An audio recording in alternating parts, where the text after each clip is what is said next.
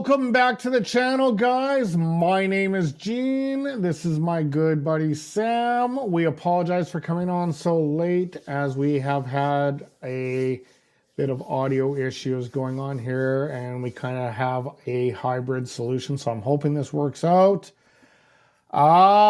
We haven't been on for over a month, or no, not quite over a month, just under a month, as the last time we were on was December the 16th. So Happy New Year to everyone, even though it's belated. And I hope you guys are staying warm. It is absolutely frigid. My car hasn't started since Friday. It's brutal. It's brutal. I didn't go to work on Friday, and I got to talk to my boss because I drive my boss in. I got to talk to him tomorrow and find out what the plan is, because I don't think my car is going to be running for Monday either, as the temperatures intend on still being very, very cold. And it's nothing compared to the fine folks in Edmonton and Alberta, as they're experiencing 40 plus, minus 40 plus weather and wind chills in the 50s. So, Sammy, are you keeping warm, man? We're certainly trying. And it's a challenge with how this weather is currently. It's cold. It's freaking really cold. Like not used to this in the Okanagan. I tried to fire up my car again this afternoon, and it's not going. It's not going at all. So we haven't been on for a while. There hasn't been a lot of major news, but there has been some news. And we're going to dive into a few of the storylines that have that are recent, actually. One being Trevor Zegras out 6 to 8 weeks with a broken ankle. There was a trade that they hyped up as a blockbuster, but I want to get your take on it. I don't think it's that much of a blockbuster. It's two young guys. Yeah. That got traded, but it was just like, oh, blockbuster trade. I'm like, was it? The question is Todd McClellan on his way out, as the LA Kings are in a free fall? And so we're going to dive into a lot of the stuff here, Sammy. Let's start with the Flyers and Ducks trade that happened, as Cutter Gauthier, who did not want to play for the Philadelphia Flyers and was drafted by the Flyers, got traded to Anaheim in exchange for Drysdale. What are your thoughts on this? What are your thoughts on the karma with Philadelphia? Because if you do remember, Eric Lindros, you probably don't remember, Sammy, because it's probably... I wasn't alive. Eric Lindros did not want to play for the Quebec Nordiques. So he went to Philadelphia. Now it's kind of going full circle. Now there's a guy that doesn't want to play for the Philadelphia Flyers. What is your take on it? Like, I don't know. I don't like the fact that these guys have got the keys to the kingdom and are still being a little bit selective. Yeah, I mean, he said in some sort of interview that there were a number of factors that caused him to not want to play there anymore. We don't know what those factors are, and we may never know what those factors are, but there are a number of things that happened that he, I guess, wasn't comfortable with wanting to stay there and play. So he asked to be moved out. And in return, Anaheim is getting another fantastic young player, having Cutter Gauthier on their forward core, along with Zegras, McTavish, Troy Terry. Like, that's a disgusting core that they're going to have in a few years when they're all have developed a little more and are more used to the NHL and get some support around them. They're going to be a very dangerous offensive core in the near future. In exchange, Philadelphia gets a fantastic young defenseman, someone who doesn't have to develop too much more other than just getting used to the game. He's played in the NHL, obviously, a bunch with Anaheim. Not a bunch, but his fair share already. Um, he's got learning to do in the league and some growing to do, but in terms of development and a prospect level, he's not there anymore, right? Like he's good. He's good to go, jump in the league. So him slotting in on Philadelphia's defense, which has looked spotty at times, it's a good pickup for. I think it's a good pickup for both teams. It's a win-win. I think Philadelphia got a draft pick out of it too. So I think it's a good fit for both teams, and I think it's a win for both teams. Yeah, it could be a win for both teams. I'm not a big fan of guys being picky and choosing when you're going to be a millionaire, right? Like I don't know. I don't know. Maybe it's he doesn't want to have to deal with Tortorelli because that's also been kind of a contentious issue as well as dealing with a hard ass like Tortorella. But at the end of the day, those hard asses are getting the job done. You look at what's going on in Vancouver, right? Like your team. Rick Tocchet is a hard ass, and the team is getting it done. And Rick Tocchet's like almost done with what's the Russian player again there in Vancouver? He's like Kuzmenko. Yeah, Kuzmenko. He's almost done with him because of all this stuff. So like it's tough for me to say because Knobloch on the Edmonton Oilers has turned that team right around, and he is the exact opposite. He's got a calm demeanor, So I guess the best coaches out there are the ones that know, that get a feel for how they have to approach that team, and do they have to be a hard ass or do they have to be a calm influence, right? Yeah, I understand what you mean for sure, but I still obviously these kids, these guys that play, they're still people. They got personal lives, personal issues, and millions of dollars and all the money in the world doesn't necessarily make your personal life 100% better. If Yes. there's a situation that you don't want to be a part of or that is uncomfortable to you, money might be able to help and soothe that, but for how long? How long before your mental health takes a sharp decline and then Hmm. suddenly you can't play anymore, or you Hmm. don't want to play, or your effort just drops off a cliff, Yeah. and no amount of money can really fix that, right? Yeah. Because gone are the days of yesteryear when, oh, come on, tough it out there. Don't be a sissy and blah, blah, Yeah, blah. yeah, Those days are kind of long gone. Those days led to a lot of, a lot of hardships in families, from suicides to depression to a lot of yeah, stuff. So yeah, it's a balancing act on how you need to coach teams and how you need to go forward with teams. It's interesting. We'll see if this does work out for both teams. Hopefully it does. I had a bunch of stats pulled up, but because of all our audio issues, I had to reboot computers and all that stats and all that kind of stuff. The websites that I was at is kind of gone for this episode, which kind of sucks because I had a bunch of stuff on Drysdale stats and on Go Chase stats and all that. But we'll move on from that, and we'll see what happens with the Flyers and that. I do want to try to make this somewhat quick because the Oilers are currently playing the Montreal Canadiens, but however, they are right now losing to, I think, the Montreal Canadiens. I haven't looked, but we'll see. Your Canucks had a pretty tight game there, one nothing win there against the Buffalo Sabres, and that was yep. pretty cool. Okay, let's move on to the next topic there, Sammy. And we're going to talk about 3 Canadian cities that are absolutely hot during a deep freeze in Western Canada.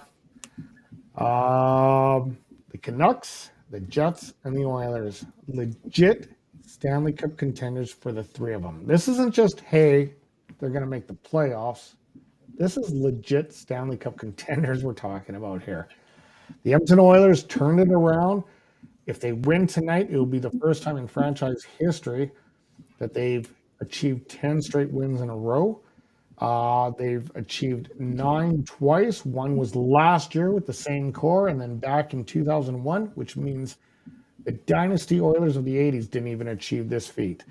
Which is crazy to me. It is crazy. It is absolutely nuts. So, if the Oilers can pull it off tonight, I'm hoping, but like I said, last I looked, they are losing. It could be an amazing night. But how they turn it around, and I don't know if you're aware of this, but Chris Knobloch is the first NHL coach in NHL history to achieve two 7-game winning streaks within the first 25 games of his tenure. First ever. So that's a huge feat. They're on the right track. You got Winnipeg flying high. Whatever happened there, they seem to be turning it on really good. Vancouver has been just dynamite since the beginning of the season, not enough to pedal, even though everyone was saying, "Oh, okay, this is just a hiccup." No, it's not a hiccup. The Canucks are legit. The Canucks are real. What is your thoughts, Sammy, on this? I mean, if you and I've talked to this with a couple coworkers, but if you had have told me at the beginning of the season or in the off season that at the halfway mark of this year that the Winnipeg Jets and the Vancouver Canucks would be the first and second team in the NHL, I would have probably laughed. I mean, like, yeah, sure, yeah, totally, you're totally right about that. No, if you had said both teams are playoff teams, okay, absolutely, yeah, I would have believed you there. I picked at the beginning of the season for Vancouver to make the playoffs, barely. I think I might have picked Winnipeg to miss the playoffs. I can't remember. And I picked Edmonton to be first in their division. Now, I don't think Edmonton will hit first in their division. And I say that if Vancouver continues the pace that they're at, or even if they slow down a bit, Edmonton's not going to keep winning these crazy winning streaks. They'll win their fair share of games, but they're not going to go on 8, 9, 10 game winning streaks all the time. That's not going to happen. Edmonton, I won't be surprised if they end up being second in the division. Vegas has slowed down. LA, like you said earlier, has kind of dropped off quite a bit. So I wouldn't be surprised if Edmonton hits second. But Vancouver would have to have a pretty monumental drop in order to relinquish their first place currently. Oh, I think so. I don't see us catching Vancouver. I'll be honest. I'll be the first to say that. And you had told me earlier that Vancouver would be first in the division at any point of the season. I would have been skeptical because it just didn't make sense to me. And I keep waiting for the wheels to fall off for the Canucks because I've been used to the wheels falling off for Vancouver for the last decade. Been used to them not being good. And so I'm waiting for the ground to fall out. But I'm starting to believe now, even halfway through the season, I'm still like, are they that good? But this recent road trip that they're on currently, and they only got one more game left on this road trip, but they have won 5 in a row on this road trip. They lost their first game to St. Louis. It was a close game. And then they beat New Jersey pretty handedly. Same thing with the Islanders. Same thing with the Rangers. And then they had a very close one against Pittsburgh. They won in overtime, but entertaining game still. They beat the Penguins. And then today, extremely close against Buffalo, which was a surprise. When you and I were texting yesterday, you're like, oh, that game will be long over. Don't worry about it. We'll be fine. It wasn't.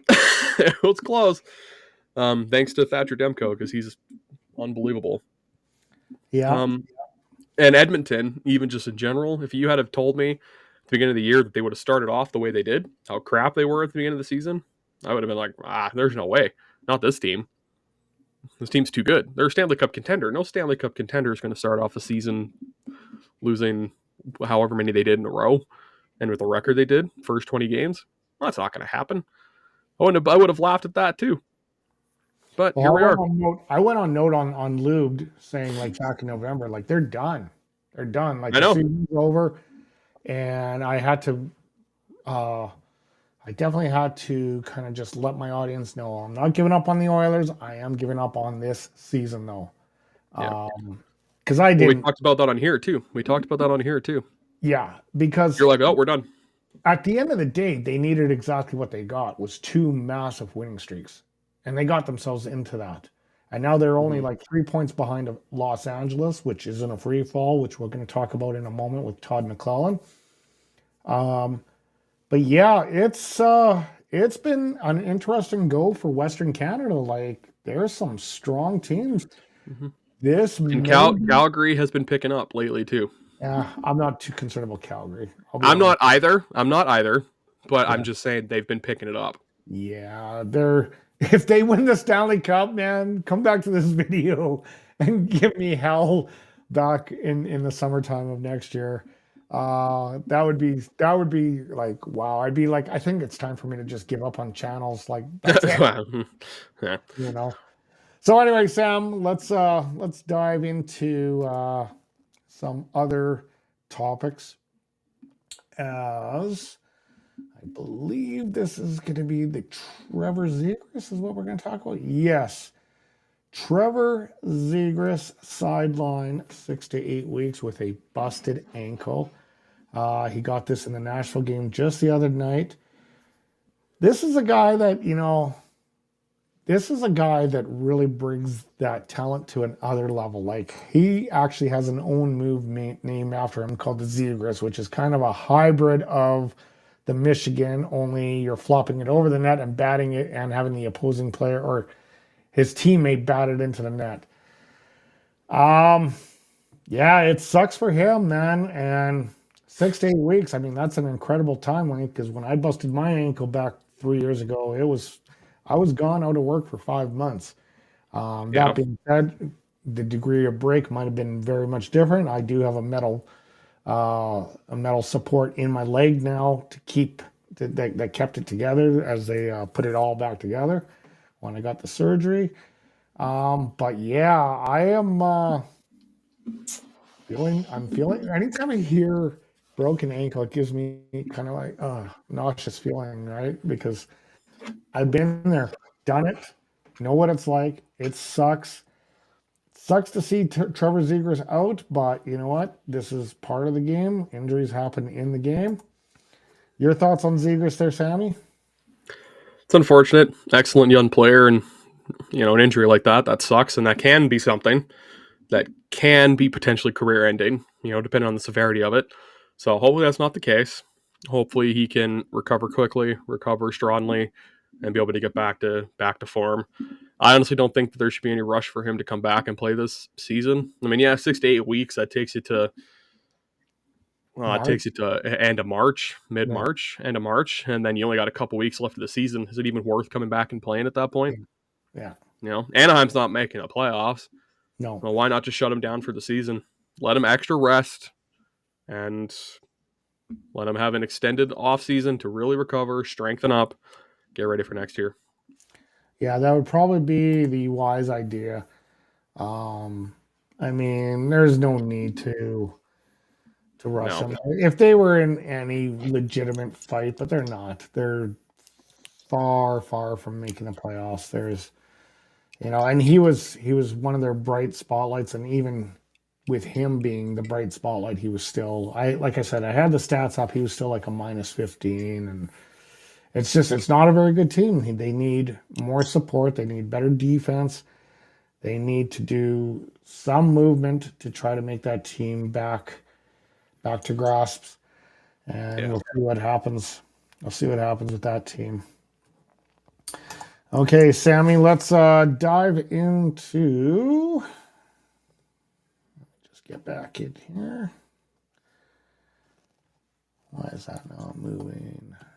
Okay, I'll have to do it manually. Oh, because it's already there. Never mind.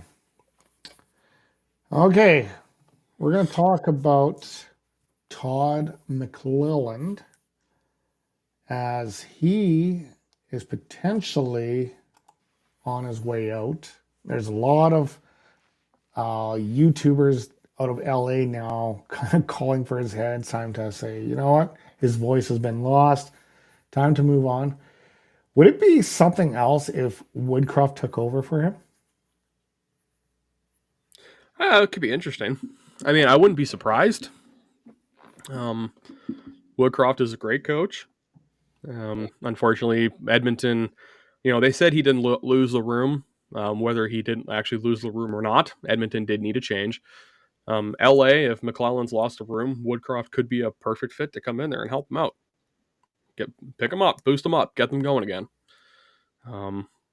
That new voice sometimes is just all a team needs, whether they lost the room or not. A new voice can be the perfect thing to come in and shake it up. It could be. Who He's knows? one of my favorite other coaches, though.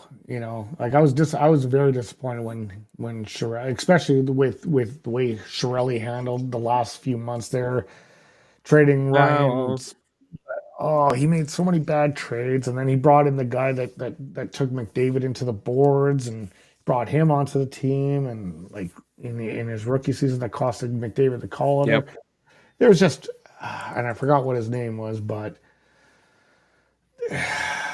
And then they got rid of him, and that was when I was like, oh, they got to get rid of Chiarelli, like because I did like McClellan. McClellan was a very very good coach, or still is a very good coach. But again, yeah, it boils down to that voice. That voice goes stale. Like it's after a couple of years, it does go stale. And the sad thing is, in the Edmonton Oilers organization, just as an example, they've already been through 12 coaches, I think, something like that, in the course of Ryan Nugent Hopkins' career. So it's like, Yeah, not surprised. It's like I don't know the exact number, but it's a quite a high number, and it's just like how many times does that voice have to get lost before it's like, So we'll see what happens there. Right now, McClellan, like the LA Kings, are in a free fall, 7-game losing streak, so they're in the opposite direction as the Edmonton Oilers. The Edmonton Oilers currently on a 9-game heater. What's Vancouver doing? What kind of streak are they on right now? Yeah, with the win against Buffalo today, they're five in a row. 5 in a row. So they're doing awesome. Winnipeg's doing awesome. This is going to be we are now heading down the stretch run here, and we're going to see how this ends here and who's going to play who. Sammy, this could be very, very good for Canada this year. This is Canada's legit chance, man. Yeah, the Canucks currently are first in the league because Winnipeg hasn't played today. Vancouver's win their first. If Winnipeg wins today, Winnipeg will reclaim number one. But as of right now, Vancouver is the number one team in the NHL. So getting back to McClellan, like, where do you see LA finishing the year? They should finish in a divisional spot, realistically. But if they start to fall anymore, and if Edmonton can continue to tear it up, and does Vegas fix it? Does Vegas fix their spots too? Their problems. Does Vegas turn around? Seattle's won 8 in a row. But with all due respect, Vegas has had, I think I was reading up something like 8 injuries to long-term disability this year alone. So no, they definitely have. But injuries can be what sinks a team, right? Yeah, I'm just saying. But that's the extreme. That's the extreme, Sammy. Like eight for sure injuries. I mean, that's a lot. Yeah. Then that can be something that can sink a season. So who knows? But if LA keeps falling, Edmonton's won 9 in a row. Can they make a 10 today? Who knows? But they've won 9 in a row. Seattle's won 8 in a row. They can't be that far behind either. I don't know. LA probably realistically finishes at the pace that everyone is playing at. I'd say 4th or 5th. I think more realistically probably 4th, because I don't think Seattle has the power to necessarily knock them out. But if LA, like I said, continues the way they're going, and Seattle can be consistent, then they could take the 4th place again away from them. Who knows? This season, if there's anything that we've learned so far in the NHL this year, you can't predict anything. No. No, not this year. This year is the This year season. has been the most unpredictable season I've ever Oh, watched. yeah, 100%. And I'm twice your age, and I can honestly say that for myself on my perspective too. Yeah. So yeah, it's some crazy, crazy stuff going on. Okay, Sammy, I think it's time to do a wrap here so I can get to my Montreal Canadiens game. Sounds good. Um, so, let me just see if I got the right thing here going.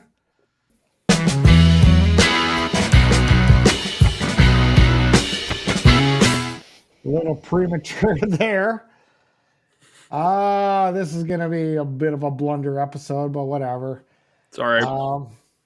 It's all good. We haven't First been one back in a month. We gotta work out first the one kinks. back We gotta in a work out the month. kinks again. It's been a challenge. Okay, Sammy. Yeah, that's right. Because I changed the graphics here, so I don't have the full screen graphic. Why don't you send us on our way here? And obviously, no one chimed in tonight. So, any final thoughts on what is going on in the NHL? Anything that any news that I may have missed? Anything that you want to discuss about?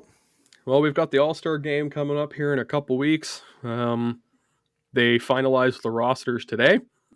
The fan vote. The fan vote was actually kind of crazy, and a lot of people are already complaining about it. Particularly because, and I'll pull this up. So the list of players that were voted in by fans are Sergei Bobrovsky, Leon Draisaitl, Alexander Georgiev, Cale Makar, and Jeremy Swayman. And that was the first batch they released today, right? So you got an Oiler there, you got two Avs, a Bruin, and an Oiler, right? There's some diversity there, right? The second round of announced fan voted players today have thrown hockey like Twitter and Instagram into an absolute free fall of madness, because there is 7 players that they announced today for the second batch from 2 teams. 2 teams compose the final 7 players in the All-Star game. Can you guess what those 2 teams are? Oh, Vancouver. It's none of the teams that I already mentioned, but yeah, Vancouver being one of them. Vancouver and Winnipeg. Nope, another Canadian team. Toronto. Oh, Toronto. Okay. So the final players voted into the All-Star game: Brock Besser, JT Miller, Elias Pettersson, and Thatcher Demko from the Vancouver Canucks, and Mitch Marner, William Nylander, and Morgan Riley from the Toronto Maple Leafs. So that's the final list? That's the final fan voted list. The full, list of All-Star game participants is much longer than that. That's just who's voted in by the fans. Yeah, I was just hoping Zach Hyman would make it in, because he's been an absolute stud for the Oilers, and to see him return to Toronto as an All-Star would have been kind of like a slap in the face. I was hoping, but he should have, for all intents and purposes, should have made it in. Well, he's leading. That's the thing with the fan vote.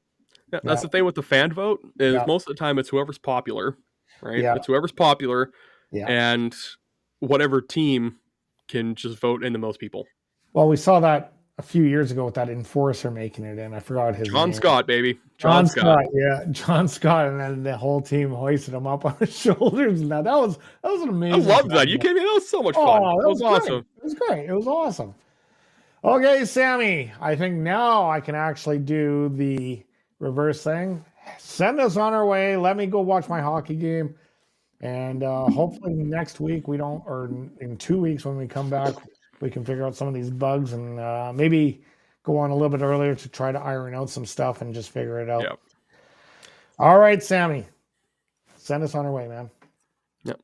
Well, we hope everyone enjoyed this first one back after like a month. It's been a wild ride. Hopefully you can stick around with us for the second half of the season. Things are only going to get crazier from here. So go enjoy a full night of hockey tonight. Gene, go enjoy the rest of your game. Hopefully your Oilers aren't losing too bad. and we'll see you soon. Hey Siri, what's the score in the Edmonton Oilers game? The Oilers are behind the Canadiens 0-1. Okay. So they're still losing 1-0 right now in the second period. That's not too bad. They can come back from that pretty easily. They need my presence there watching on TV. Yeah, that's right. Go watch them. Go watch. Okay, guys, we'll see you. Those of you watching Lewd, we'll see you tomorrow night, as I'm going to run an episode tomorrow night. Other than that, as far as NHL Aftermath goes, we will see you in 2 weeks. You guys have a great evening. Stay warm, guys. Stay warm if you're in Western Canada. And one thing I mentioned on my channel, try to help those that are in need. If you see someone in medical distress because they're freezing their asses off out there, give them a little bit of, at least give a phone call and say, hey, there's someone here in trouble. So try to help them out. Try to look after your fellow person. All right, guys, we will see you in 2.